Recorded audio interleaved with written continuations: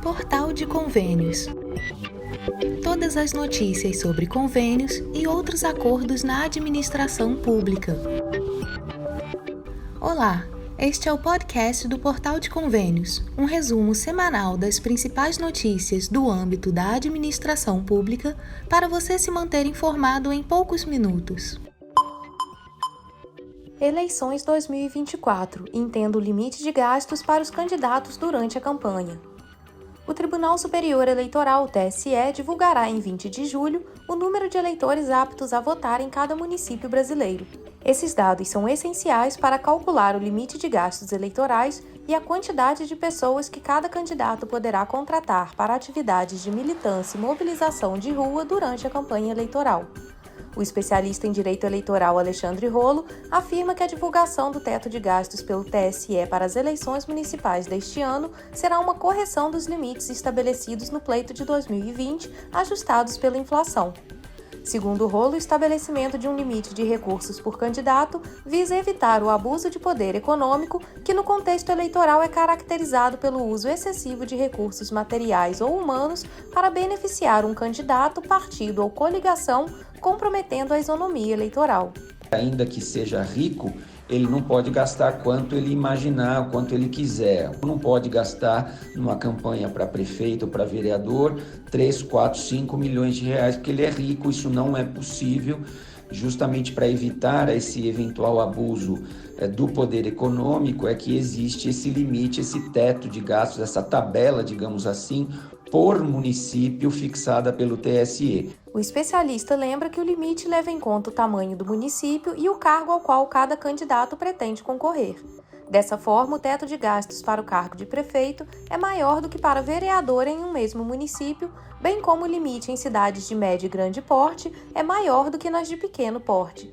O mestre em Direito Constitucional pela Universidade de São Paulo e especialista em Direito Eleitoral Antônio Carlos de Freitas Júnior afirma que aqueles que gastarem acima do limite estão sujeitos à multa. Aqueles que desrespeitam os limites dos gastos fixados pagarão multa de 100% da quantia que ultrapassa o teto fixado, sem excluir qualquer tipo de apuração de abuso de poder econômico. Se a Justiça Eleitoral entender que houve abuso de poder econômico, o candidato está sujeito à cassação e inelegibilidade por 8 anos. Durante as eleições de 2020, houve diversos indícios de irregularidades nas contas eleitorais. Foram registrados 641 mil indícios envolvendo um montante de 2 bilhões de reais. Essas irregularidades foram monitoradas pelo Núcleo de Inteligência da Justiça Eleitoral, que inclui o TSE, TCU, Receita Federal, COAF, Ministério Público Eleitoral e Polícia Federal. Através do Sistema de Divulgação de Candidaturas e de Prestação de Contas Eleitorais, acessível através do portal do Tribunal Superior Eleitoral, fica disponível ao público a possibilidade de consultar a arrecadação e os gastos de campanha dos candidatos que participam das eleições. Para facilitar a compreensão, os dados são apresentados em tabelas e infográficos. Essa ferramenta é importante para garantir a transparência do processo eleitoral e detectar possíveis irregularidades. Para utilizar o sistema, basta acessar o portal do TSE, clicar em Eleições na barra superior e selecionar Contas Eleitorais e depois Divulgação de Candidaturas e Contas Eleitorais. O sistema apresenta informações detalhadas sobre todos os candidatos que pediram registro à Justiça Eleitoral e sobre as suas contas eleitorais e as dos partidos políticos. Ao entrar no sistema, selecione no menu em cima à direita o ano da eleição. No banco de dados do sistema é possível consultar dados desde 2004 até o presente. O sistema é atualizado a cada hora e os responsáveis pelas campanhas devem atualizar as informações sobre doações recebidas no sistema dentro de 72 horas após o recebimento. Desenvolve SP. Projeto cresce 438% e chega em 96 prefeituras das 16 regiões do estado. O total de crédito liberado pela Desenvolve SP para o setor público em 1 ano e meio da gestão atual do governo estadual aumentou mais de 4 vezes, em 438%, em comparação com os 18 meses anteriores, de julho de 2021 a dezembro de 2022. De janeiro de 2023 a junho de 2024, foram concedidos mais de 830 milhões de reais em auxílio financeiro pela Agência de Fomento vinculada à Secretaria de Desenvolvimento Econômico para projetos de 96 prefeituras das 16 regiões administrativas do estado de São Paulo. Com esses recursos, os gestores municipais realizaram melhorias em áreas como tratamento de água e esgoto, extração de água, usinas fotovoltaicas, ampliação e modernização da iluminação pública, reforma de prédios públicos e obras de pavimentação e recapeamento. Houve também um crescimento de 13,8% na liberação de crédito para as administrações municipais de maio para junho deste ano, e de 104% na comparação entre o primeiro semestre de 2024 e o mesmo período do ano anterior. No mesmo período semestral, 9 das 16 regiões administrativas paulistas registraram aumento no total de crédito liberado pela agência. Ricardo Brito, diretor-presidente da Desenvolve SP, afirmou que a intenção é democratizar cada vez mais o crédito. Sabe-se que o crédito é importante para a competitividade, a produtividade e o crescimento sustentável da renda e do emprego nas cidades em que os empreendedores atuam. A Desenvolve SP financia projetos apresentados pelas prefeituras em diversas áreas, desde que haja ganhos para a população em geral e para a administração. Somente em junho, os financiamentos, somados os créditos para os setores público e privado, atenderam 35 prefeituras e 106 micro, pequenas e médias empresas dos setores do comércio, serviços e indústria. O crédito da Desenvolve SP contemplou projetos de investimento de empreendedores de diversas atividades, como alimentação, informática, vestuário, educação, atendimento ambulatorial, estética, logística, entre outras. Incentivar o crescimento dos municípios e contribuir para a melhoria da qualidade de vida da população paulista é uma das missões da Desenvolve SP. As linhas de financiamento para o setor público oferecem juros baixos e prazos longos para apoiar a administração municipal na realização dos investimentos necessários à infraestrutura da cidade, sem comprometer a saúde financeira do município. A liberação do crédito para os municípios só acontece após a comprovação da saúde financeira e a capacidade de endividamento das prefeituras, o que ajuda no planejamento e na busca por uma gestão mais eficiente. Para conhecer mais sobre linhas de financiamento, taxas e condições, acesse o link disponível em portalconvênios.com. FPM, segundo semestre, começa com baixa nos repasses do fundo.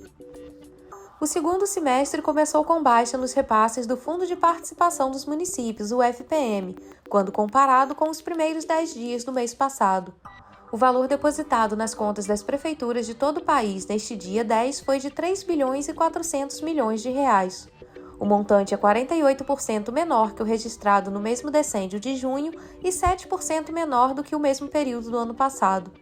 O assessor de orçamento César Lima atribui a redução a 2 fatores: sazonalidade e reflexo da alta dos juros estabelecida pelo Copom. Se a gente for comparar, por exemplo, o primeiro decêndio do mês passado com o desse mês, você vai ver que está quase o dobro. Mas por quê? Muita gente recebe em junho, né, a primeira parcela do 13º. Então, a arrecadação do imposto de renda é bem maior. Ainda assim, avalia Lima, quando comparamos com os valores repassados em 2023, este ano estamos com a balança positiva. Localizada na zona da Mata Mineira, a cidade de Ubá tem 116 mil habitantes e o FPM é o recurso com maior peso no orçamento municipal.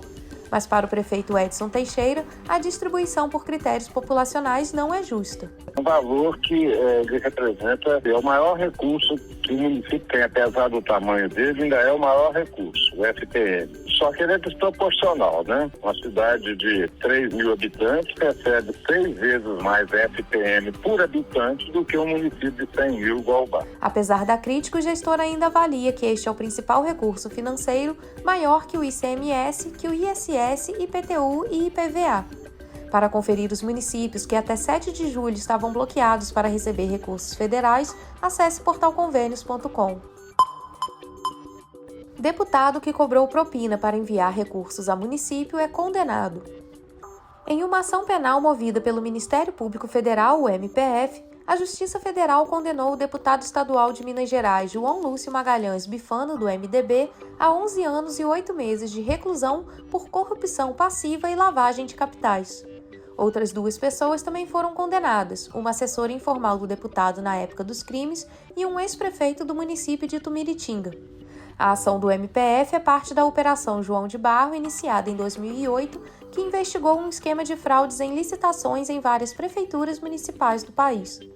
Nesta ação penal específica, foi revelado o pagamento de propina em troca da destinação de recursos federais para o município de Itumiritinga por meio de emendas parlamentares. Conforme a sentença, o então deputado federal João Magalhães apresentava emendas ao orçamento da União, direcionando recursos para obras em municípios mineiros. O esquema funcionava através de porcentagens que variavam de acordo com os valores indicados.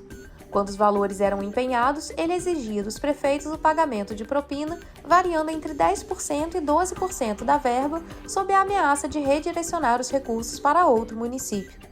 As investigações revelaram que, em 5 de outubro de 2007, João Magalhães recebeu R$ 38 mil do então prefeito de Itumiritinga, Luiz Denis Alves Temponi, do PFL, como pagamento pela destinação de uma emenda parlamentar ao município.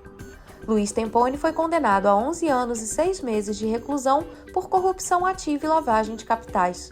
Além de João Magalhães e Luiz Temponi, a Justiça também condenou Mari Rosane da Silva Lanes, assessora informal do deputado e então secretária do Consórcio Intermunicipal de Saúde do Vale do Rio Doce.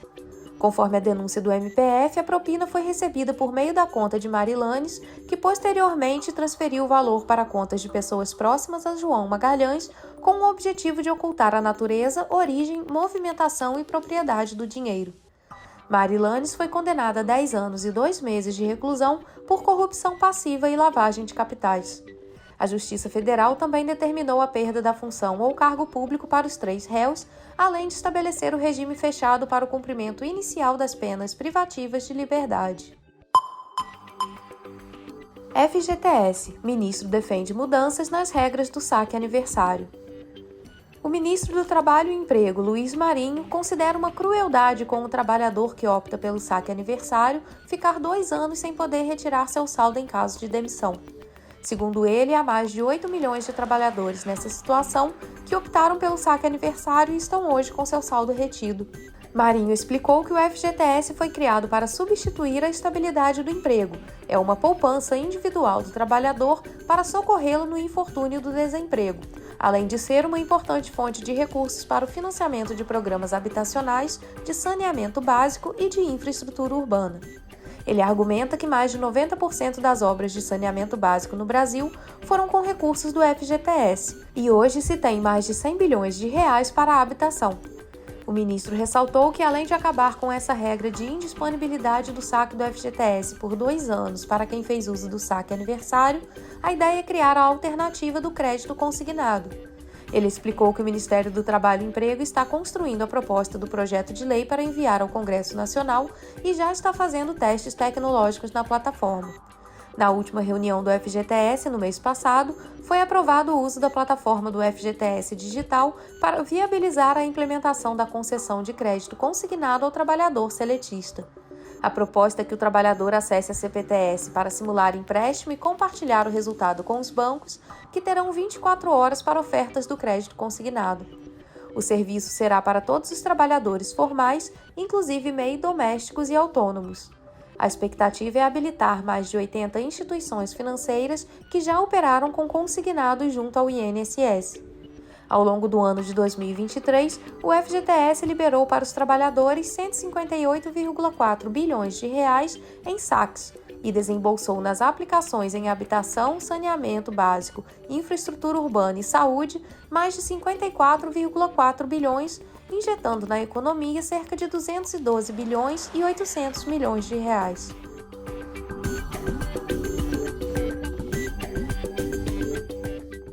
Você ouviu mais um podcast do Portal de Convênios, te atualizando sobre projetos, prazos e ações em administração pública. Continue se informando em nosso site portalconvenios.com. Até a próxima!